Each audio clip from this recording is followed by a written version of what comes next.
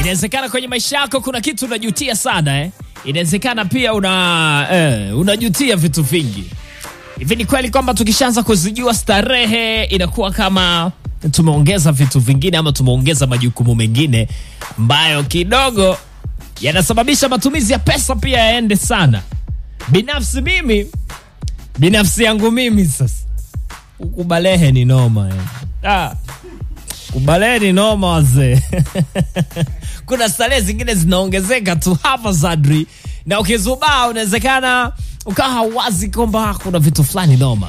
Lakini kubarehe, ukishafikia barehe hapo miluzi kupiga ni mingi sana. Na of course kupiga miluzi kwa sana, kuvizia kwa sana, kuomba namba za simu kwa sana. Though kuna umri pia unafika kama hayo huo uzingatiaji na yenyewe pia kama unakuwa unapungua hivi. Lakini cheers kwa washikaji wote ambao tumevuka kwenye hiyo era ya adolescence. Tumejipata vizuri kinoma noma.